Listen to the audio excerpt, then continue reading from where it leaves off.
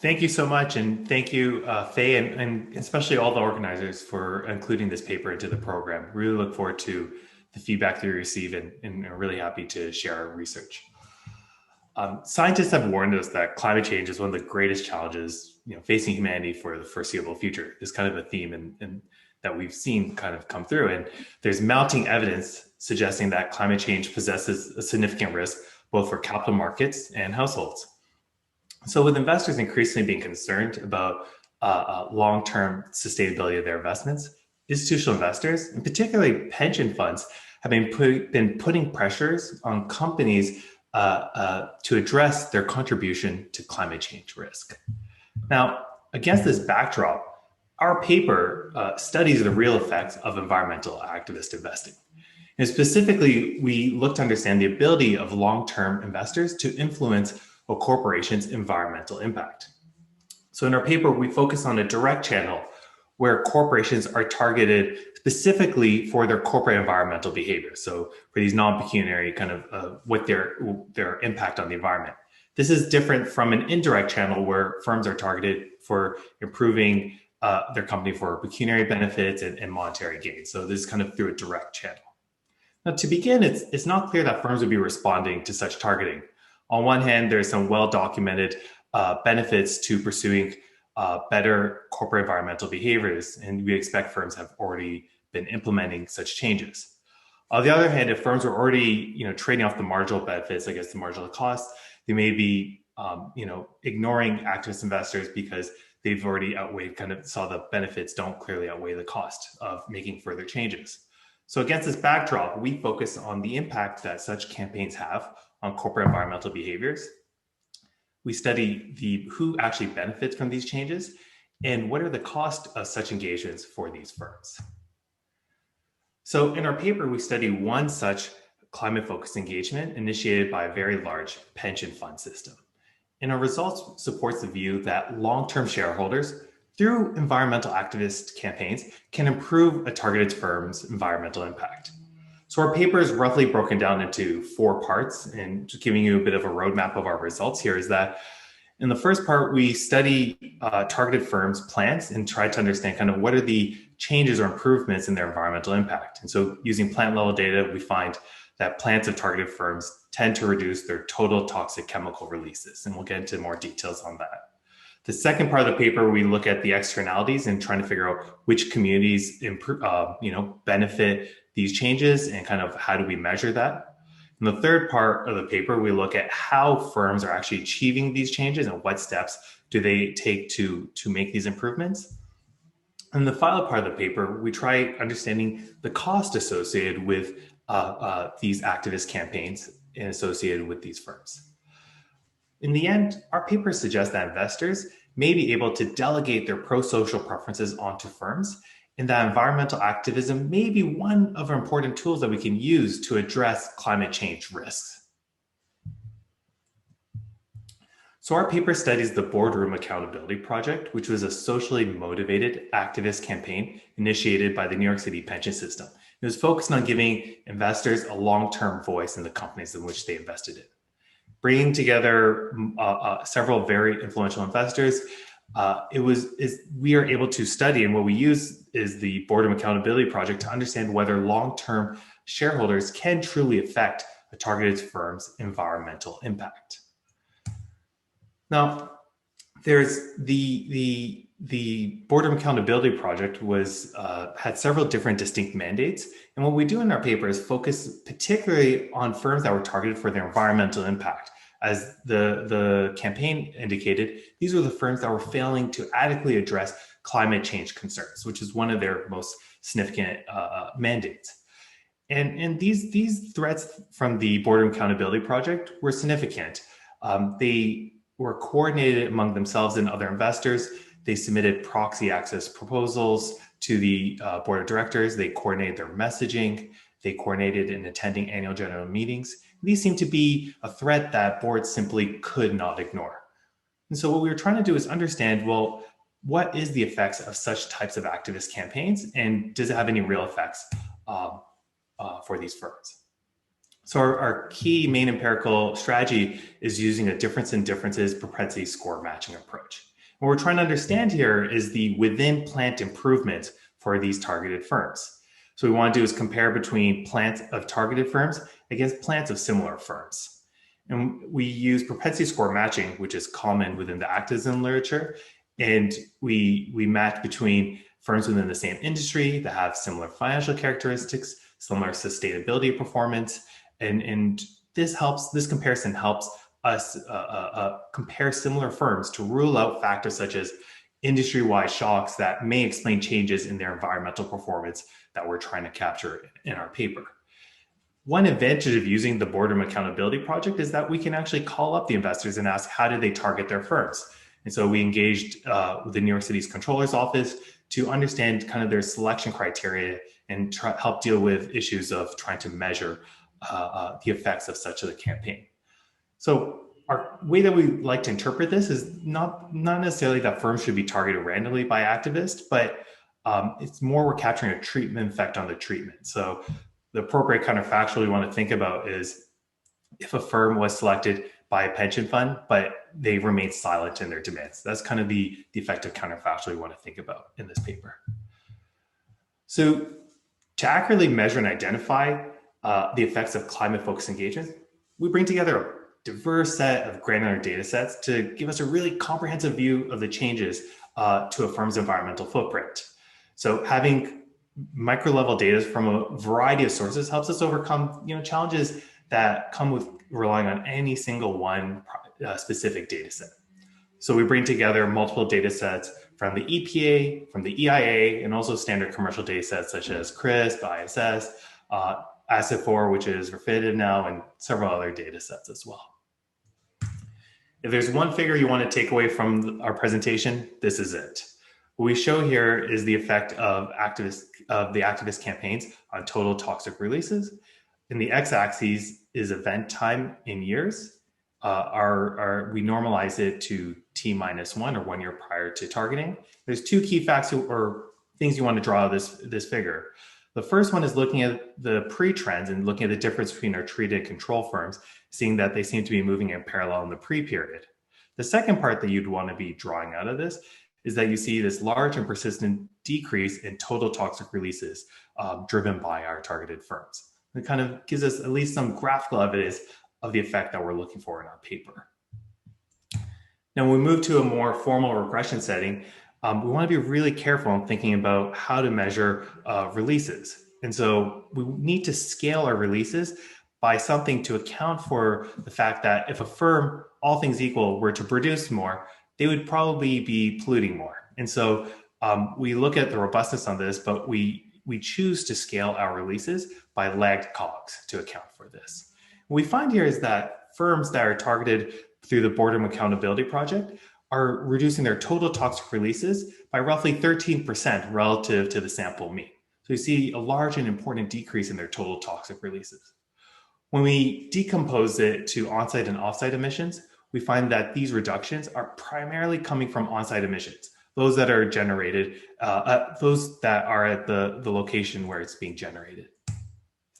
When we decompose into the mediums of releases, so how are these toxic releases being generated? Primarily, our results are coming from stack air emissions. Think of confined space, chimneys, those types of emissions. So we find further evidence kind of what types of emissions are being reduced by these plants. Now, if you remember, the Boardroom Accountability Project, we're targeting firms who are addressing climate change risk. So the question is, are these firms actually addressing that, or are they just reducing their total releases? So to do that, we look at their greenhouse gas emissions and try to understand the changes in that as well. So what we do is we are able to use the greenhouse gas reporting program from the EPA to measure the changes in greenhouse gas emissions.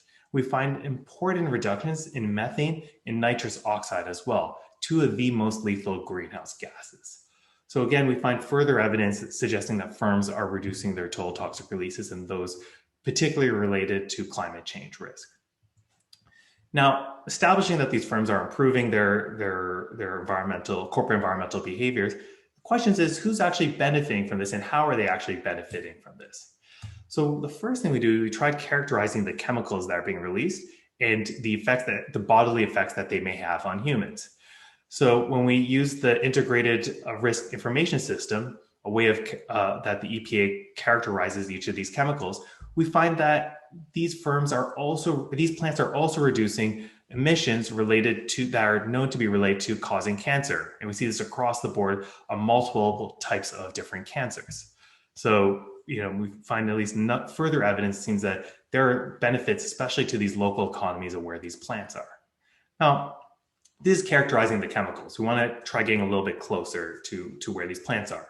So what we do is we look within a 1 mile radius around these plants to understand the change in air quality around them. And so what we do is we find key reductions in key criterion gases. So you see a reduction in several gases such as ozone, sulfur dioxide, and also particulate matter around these plants. So it seems like these benefits are accruing to these local plants, where they're located. Well, what's interesting is we can also then think about the intensity of pollution as well. And so we can look at the toxicity, the population around these areas, and the dosage. And we use kind of this interaction between the three to understand the intensity of pollution. What's really interesting though about this is that we know where these plants are, and we know where the investors are. And it seems like these improvements that we're seeing around the United States are rather very far from the investors, New York City. And so we see a reduction in the intensity of pollution, which is driven primarily by toxic concentration, number of chemicals, and number of releases as well. So it seems like, firms are actively reducing the intensity of their pollution as well. Now, the third part is trying to understand how firms are actually achieving these changes.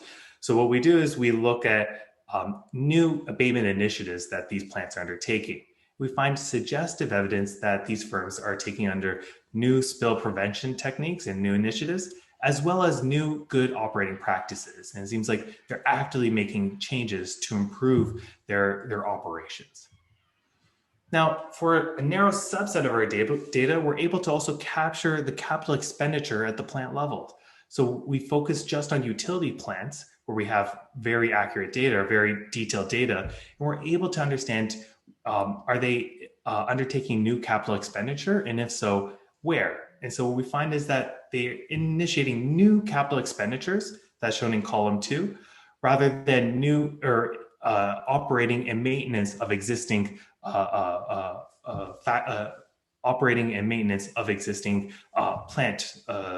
operating plants. So it seems at least some further suggested evidence that these plants are undertaking new capital expenditures to improve. Now, are these abatement efforts also accompanied by changes in production? So what we do is we look at, is there a change in the rate of production or level of production associated with these plants? We don't find kind of associated changes in levels of production. So it seems like our results are primarily coming through the abatement efforts associated with these plants and new capital expenditures. Now, the question is, what cost, or is there a cost borne by these firms for these improved environmental performance? So what we do is we look at our firms and we find that there seems to be a slight, less statistically precise, but modest decrease in operational efficiency and profitability of these firms. So at least it gives a suggestion that there may be a substitution between the environmental performance of these firms versus the financial performance of these firms. So there may be some substitution going on over here.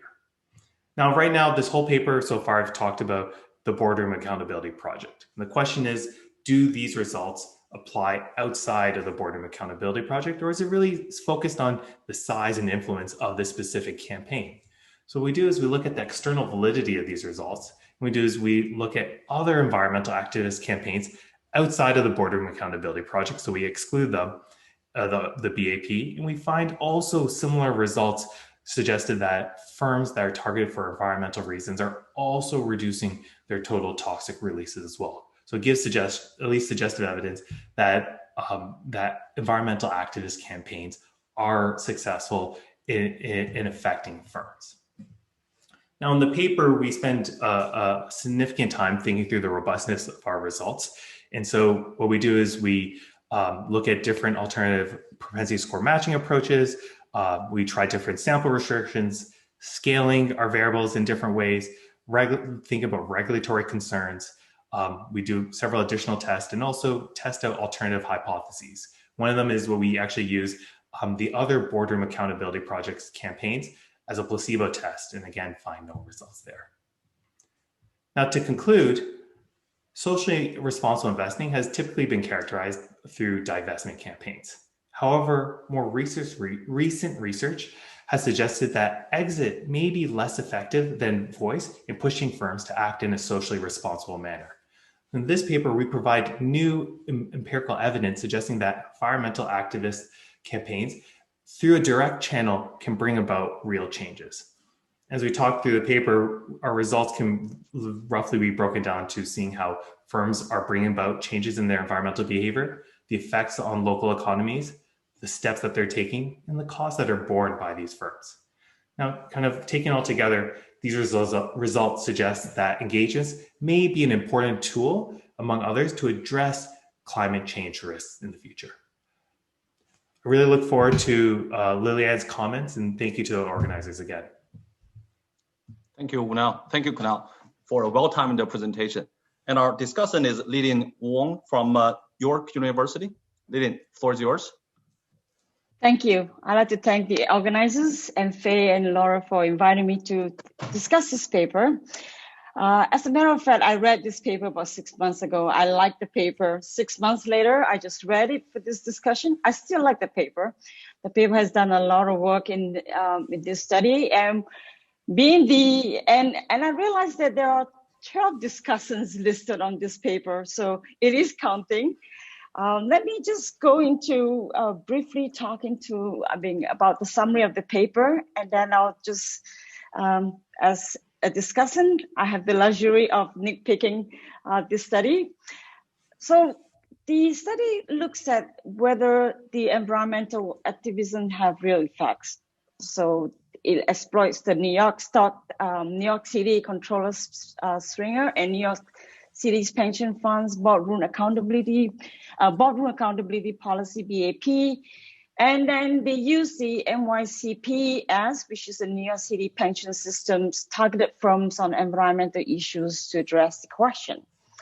They have produced very thorough analysis and show 4 distinct results. One is the improvement in corporate environmental responsibility.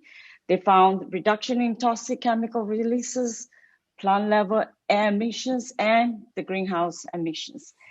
They also show positive externalities. The local economy enjoy lower chemicals, biological impact, better air quality, and decreased pollution intensity. They also look at to show that where the improvements are through waste management, through new abatement efforts without compromising production, which is kind of nice. And last but not least, they show the financial performance in the short run has been lower. And they give us a whole battery of robustness checks. So the paper increased by about 20% since I last read it 6 months ago. All right, let me just talk about what I have in mind is to look at first the BAP, what it means to some of you. I wasn't aware of this, but through this study, I learned about the Boardroom Accountability Policy 1 was launched in November 2014, basically to give investors a meaningful voice in director elections through proxy access. So here what we have is the shareholders now have the right to nominate directors at US firms using the corporate ballot. So if you look at the proxy access, why it matters, it gives first the shareholder choice. It will provide more meaningful director elections. And for those incumbents, they expect that they'll become more responsible and they choose the new directors to head the board. So stronger board oversights will take care of executive pay, human capital, environmental risk, business strategy, financial risk, with the objective of having a better long-term performance. Now, what they have done is pretty much this BAP is to give a very high impact reform, systemic change, and not just an incremental reform. Their focus is on 3 priority issues: climate change, CEO pay, and board diversity. The study itself, the authors only focus on climate change, which is the environmental concerns. Then for those who are not aware of this, I'm not.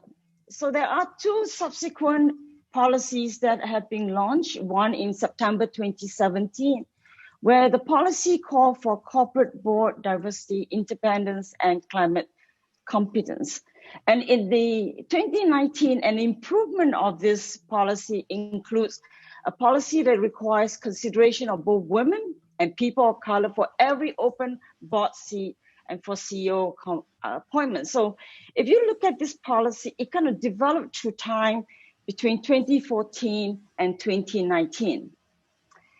So my first comment to the authors is this is this a BAP initiative, or there are other existing initiatives that drive the results? One is there is a CEO initiative established in 2014. It's called the Oil and Gas Climate Initiative. It aims to accelerate the industry's response to climate change. Those OGCI members, I have put it down, there are 12 members, and they produce over 32% of the global operated gas and oil and gas production. So these are the 12 very large firms. Of them, I could see that at least 2 firms were included in their sample, but I'm not sure whether there are many more that were included in their sample, but I'm going to talk about it in a second. And these are the initiatives. This initiative established in 2014 support the Paris Agreement and its aims. Primarily, they want to reduce carbon dioxide emissions, the methane emissions, and to remove carbon dioxide emissions. So if you look at their initiative, here I took a picture from their website. They want to improve efficiency by targeting on the carbon intensity and by reducing transport emissions, methane emissions to provide a clean, affordable energy, and last to capture, store or use carbon dioxide, so much so as to balance the remaining emissions in the atmosphere.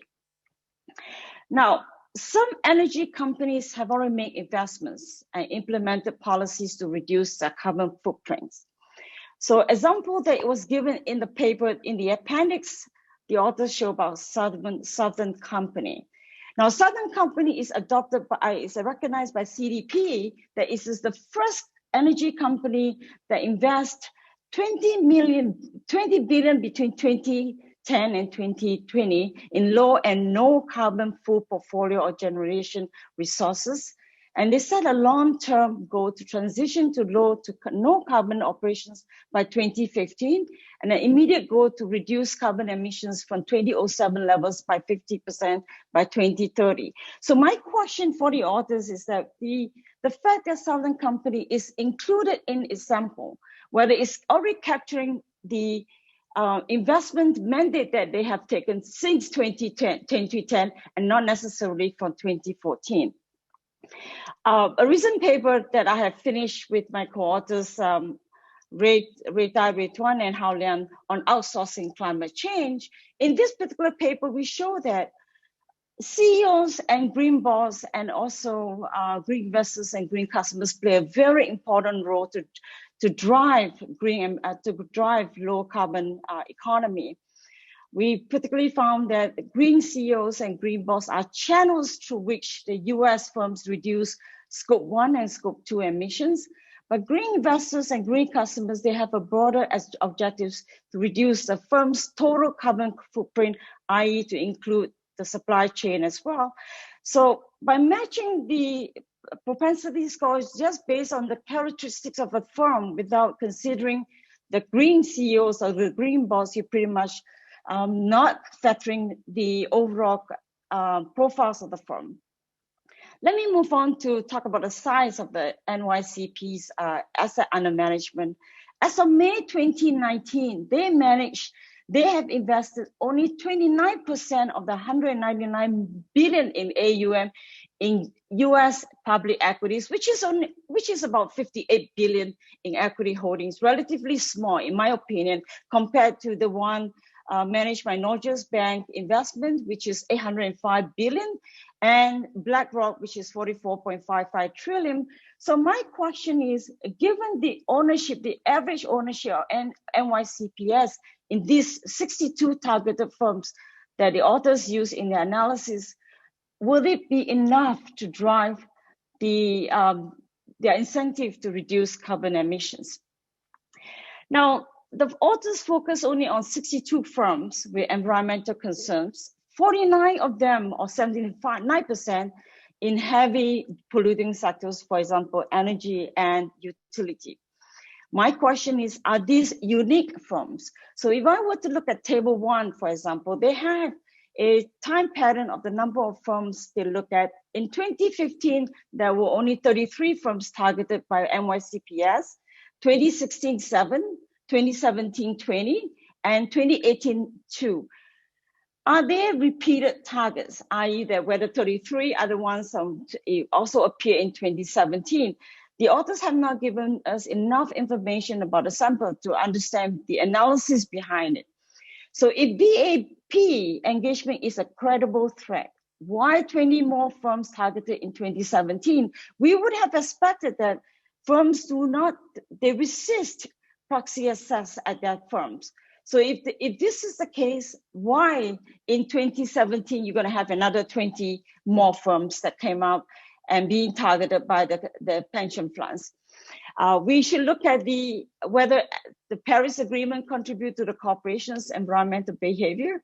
Does NYCPS need to be a block holder in these target firms for its threat to be credible? Now, what about all these major institutional investors like BlackRock, Vanguard, and State Street? They are block holders in these firms. Such information should be able to help us establish the influential role of institutional investors. In any case, I know I'm running out of time. Faye keeps signaling me. This is really interesting paper, and it is a must-read paper. I really appreciate the opportunity to discuss this paper. Thank you so much. Lilian, thank you so much. You're right on time. Right on time. Thank you.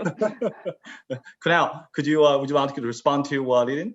Yeah, absolutely. First, I just want to say thanks to my co-authors. They're messaging some of the questions that are out there. For Lilian, thank you so much for the very thoughtful discussion. I know you read it 6 months ago, so hopefully you enjoyed the update to the paper. There's a couple major points that you talked about. I can talk about some of them very quickly. So talking about kind of particular firms, so let's say Southern Company that you talk about, we try ruling out these issues by using a jackknife estimates, by kind of iteratively pulling out one by one our targets to see if it's driven by any single firm. We also do a cut based off utility firms, which I think this is maybe robustness for as well. So these results also go through for that. The other thing that we're worried about, kind of if firms are already kind of, is it driven by a Paris climate agreement or kind of this kind of other something else that's going on in the background? Well, it would have such a result would have to explain why there's a differential treatment effect on the treated group versus our control set. So the Paris Climate Accord would have to affect these firms differently because we're controlling for similar firms within the same industry, similar financial characteristics, and also we looked at similar sustainability characteristics between maybe Asifor or Sustainalytics as well. So you'd have to kind of look through that. In terms of I know I'm running short on time here, so I'll address one more of the comments about would the BAP be large enough to demand such changes, and are they large enough block holder? Well, for the proxy access proposals, 2/3 of these proxy access proposals were immediately adopted 1 year after being put up, and all of them were adopted after 2 years being put up. So clearly these firms were not ignoring the Boardroom Accountability Project because they understood they were long-term investors that were demanding these changes. They're serious about it. So those are also in terms of kind of if we were worried about the mechanism or the demand that these firms have, these were seen as credible threats as well. Does that help in terms of some? I think I'm at over time. That's fine. Thank you, Kunal. I think you answered a couple of, responding to Lilian, you answered a couple of the questions raised in the Q&A box. But there's one question that I want to bring up. It's the question from Silvina Rubio. And the question is, it's surprising to see the effect is so immediate following engagement. It will be reasonable to believe firms need to adjust their plans, processes, and this might take time. Is the engagement related to financial support to become greener? Right. So if you look from our graphical standpoint, we saw that it wasn't an immediate drop. It was over several years we saw this larger and persistent change within these firms. And so I agree that it's not immediate that these firms are going to be responding and brand new factories are showing up altogether, but reasonably over several years periods, you'd see these changes arising in targeted firms relative to their control set. Terrific. And I also want to highlight, there's a actually response that's helping you out here by John Lukomnik. And he commented that actually BAP is a credible threat. Only 6 US firms in the US had proxy access when it started, now more than 600. They have all cited the BAP as the reason. So there you go. Thanks, John.